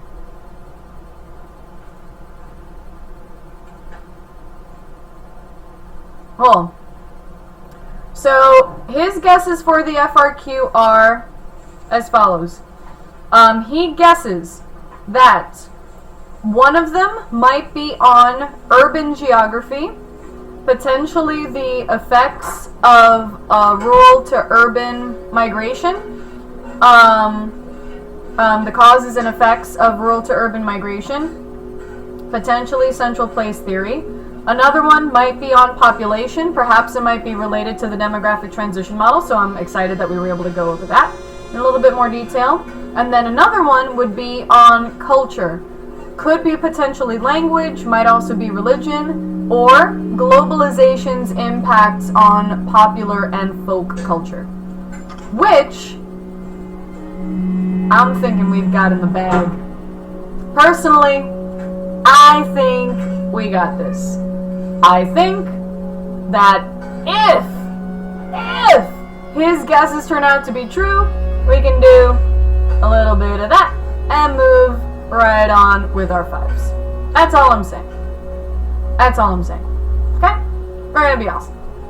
So anyways, talking about rank size rule, back to that, I guess. Talking about rank size rule, the bigger a city is in terms of its population, the lower the number it's going to be. So for example, the number 1 is technically lower than the number 14, right? So to be number 1 on the list, then that means that you have to have a population size that is very, very huge, right? So that is what rank size rule dictates. Another sort of rule for rank size rule is that typically a town would be half the size of a city A village is 1/3 of the size of a city, and a hamlet is about 1/4 of the size of a city. So, basically things get smaller and smaller by a sort of regular rate. Okay? Cool. No worries, this will be uploaded to YouTube. Hopefully it won't take me more than an hour to give you all of your, to basically put all of the timestamps on it. That's going to be kind of hard to do, but hopefully it'll work out.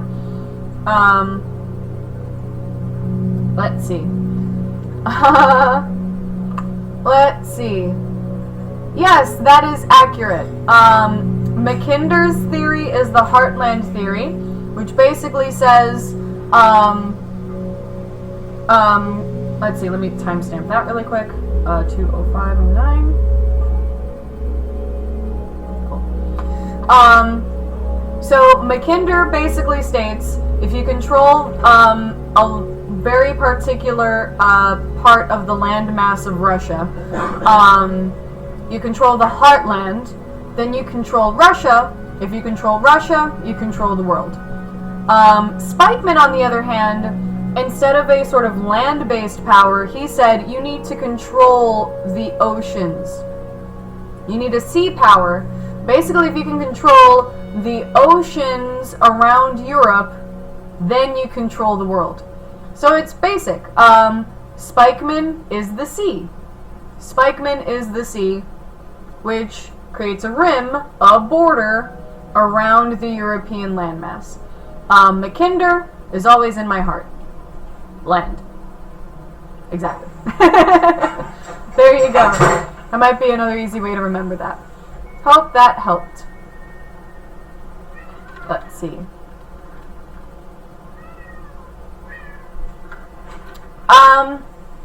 Is it only Russia or the USA can be the heartland too? This is specifically talking about Russia because both of these theories were developed during the Cold War. So they were basically trying to figure out how to deal with Russia in particular. And how to best sort of control and neutralize the world. A hamlet is a really small place in terms of population size, and it also doesn't have a lot of services. In a timestamp that. So a hamlet would be basically a place where you might have like or you might have like a gas station, a general store, like a couple of restaurants, and that's it. Basically. That's a hamlet, right? Like a literal one-horse town. I really hope you were not serious when you were asking me who Rostov was.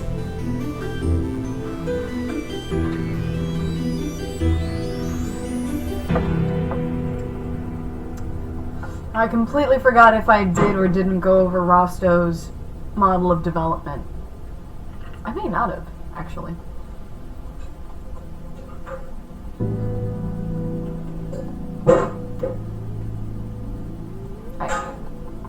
I already went over Isoglosses.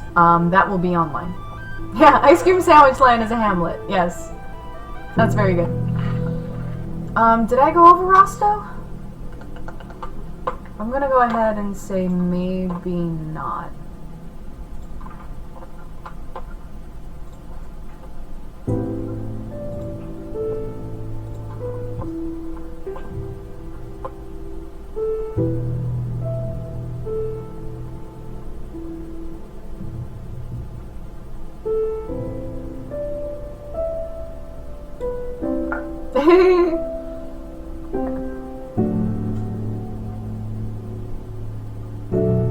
Cool. Alright, let's go over Rostov. Pow! Let's do this! Alright.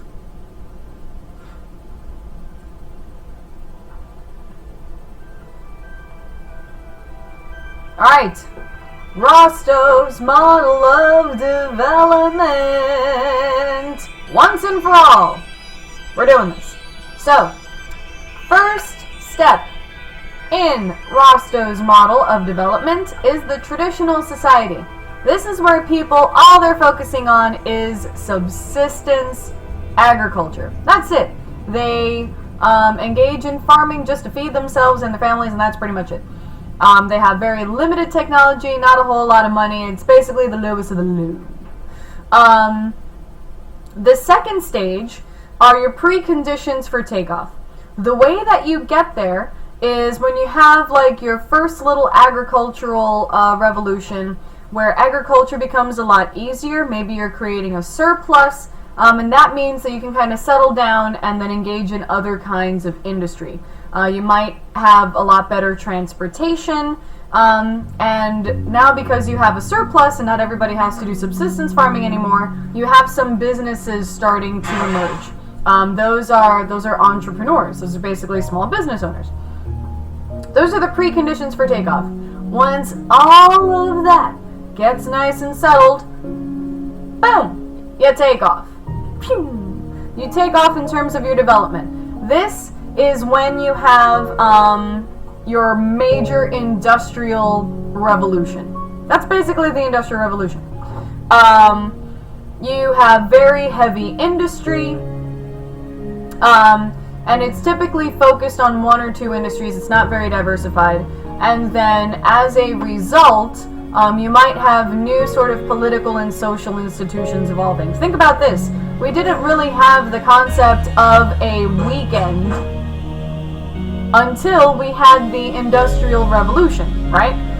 Because now we have people actually doing this whole like weird going into work, having a factory job, leaving. We have these things like 40-hour work weeks, right?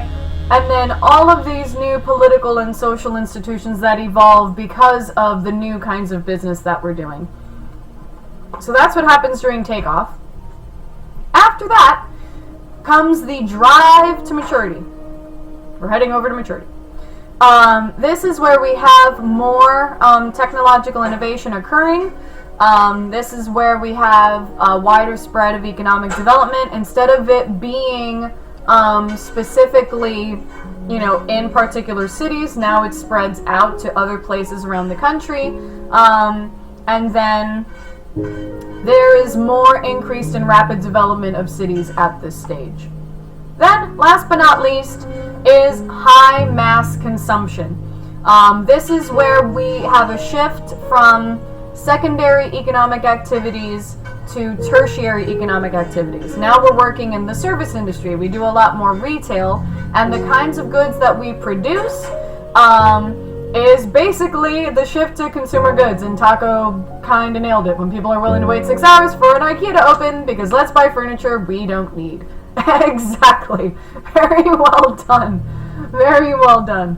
Like my Hello Kitty shape poster holder. Like, who the heck needs a dumb Apple Watch? Nobody does. Nobody needs it, but I want it because I'm engaging in high mass consumption. That's right. My cat just meowed. Totally agreed with me. Well done. Cool. So that is Rostow in a nutshell. Of course, the problem with Rostow is that it's outdated, it's oversimplified.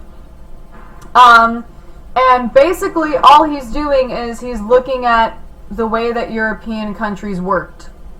And he's thinking that's going to apply to everybody. Yeah, okay. Not everybody has the same amount of resources, not everybody has the same population or the same climate. And it also doesn't take into account that a lot of developing countries engage in foreign aid and development loans, so they become dependent on this foreign aid, and they can't necessarily take off on their own because of it. So Rostow's okay, but not really the best. Yeah. Cool. So where are we at right now?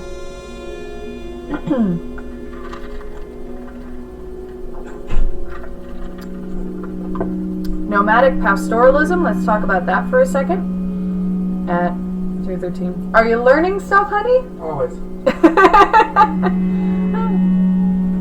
It's like you just took the class now. That's awesome. Cool. So let's talk about nomadic pastoralism for a second. I don't have any of my agriculture stuff on here, do I? No, I don't. So nomadic pastoralism is a kind of extensive agriculture, right? Because these people are nomadic. They are moving around. They're basically moving around with their cattle and basically grazing and foraging wherever it is that they can find it. So it's extensive agriculture, and it is typically subsistence agriculture, yes, because you're typically moving, you're kind of moving around. You're basically sort of like feeding yourself, kind of, and your family in that case. So yes, that is nomadic pastoralism in a nutshell. Cool. Anything else? I think we're kind of petering out here, folks. And at some point I would like to eat this mac and cheese.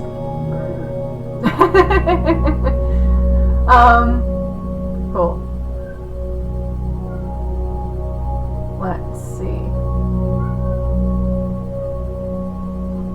Alright. So I am going to maybe take a couple of more questions, and then I'm going to work on uploading this video up to the, Professor Melinda's YouTube page, so that you can basically fast forward to any discussion that you might have had, that we might have had before. And then, if for whatever reason you end up watching the video and your question was still not answered, if you are in my first, second, or fourth period, you can definitely ask me tomorrow. If you are not, then that is what tomorrow night is for. That's what tomorrow night's for. Basically, I've been writing down the timestamps for every time that I've been, every time I talk about a different concept. So let's hopefully see how it works. So let's see. Oh, ecotourism. That's a good question to talk about. That's something good to talk about. Ecotourism. 2/16/19. Cool. Okay. So, okay, good. We're answering a lot of more agriculture questions. Ecotourism. Let me pull up an example here to show you.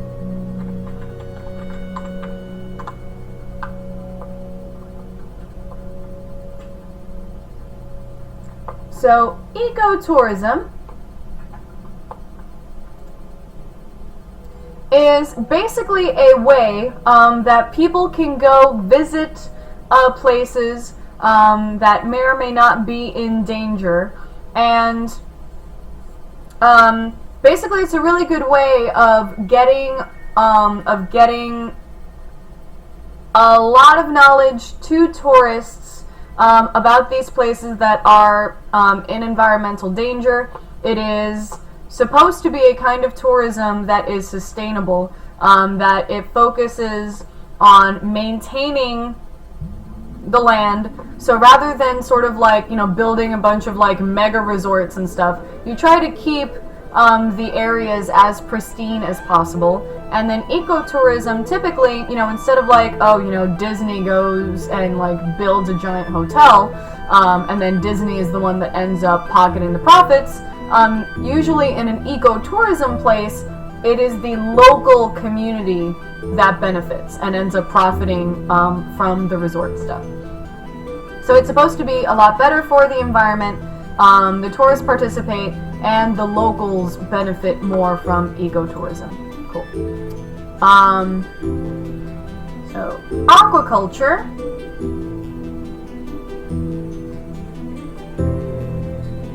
Aquaculture is basically farming fish. You're basically farming fish. Instead of going out and catching them in the wild, you are breeding fish, kind of basically in tanks until they grow up to be a certain size, and then they're packed and shipped off, rather than just trying to go out and find them yourself. Cool. Now this will be my last question. Last but certainly not least, let's discuss the difference between ubiquitous and local materials. Let's do that. Oh my god, everybody wants that. Let's all focus on that. Perfect. I think I did that here. I get it, I get it.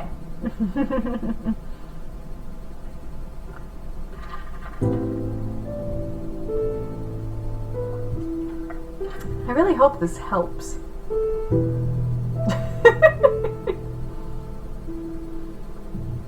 I hope this is actually helping you.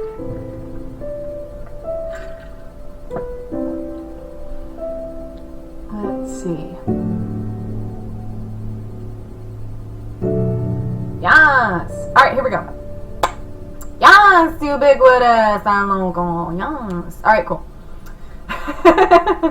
Yes! Work! Alright, good. So, the difference between ubiquitous and local. Why does it look so weird on your screen? Okay.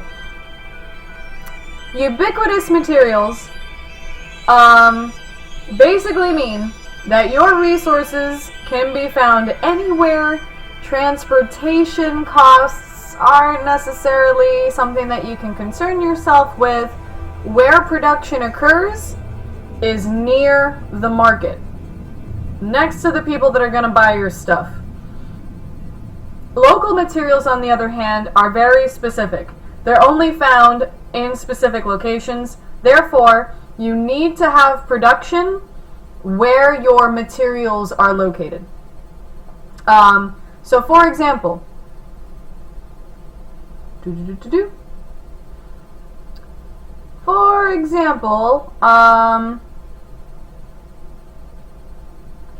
perishable products such as bakeries, milk, and daily newspapers. You can get the paper for a newspaper from the Amazon. However, it doesn't mean that the Miami Herald is produced in the Amazon. No, the Miami Herald is produced in Miami, right? And it's printed in Miami. So, things like bread, things like milk, things like newspapers, they need to be close to the market because they spoil, in a sense, very easily. And you can get your wheat from the Midwest, and you can have your bakery just really, really close to the city. You can get your milk pretty much everywhere, or anywhere that has a strong dairy industry, and then through refrigeration you can send it elsewhere. But you have to have it close to the actual place. Close to the market, close to the people that are buying your stuff. Those are ubiquitous. A local industry would be one where you have to be close to the actual resource that you're using. So like Hollywood and Bollywood that require sunshine. Oh god, am I echoing? Why am I echoing? That sucks. Let's not do that. So, bear with me with the echo. Sorry about that.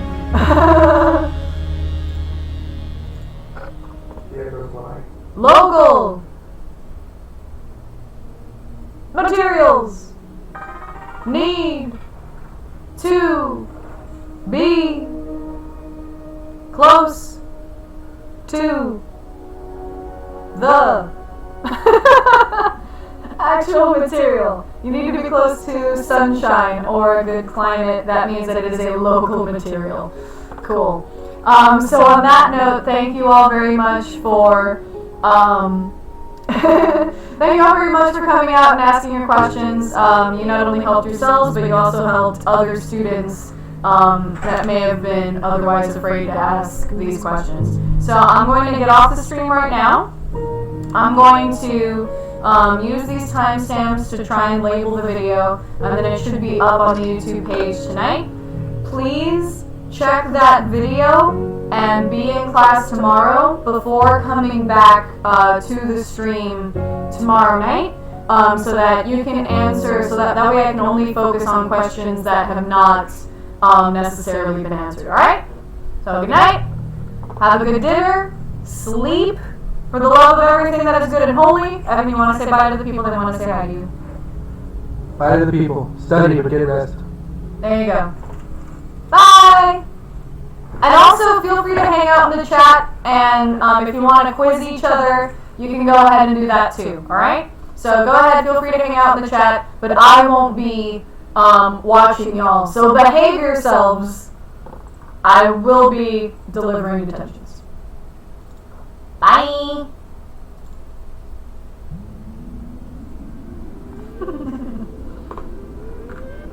Okay, good.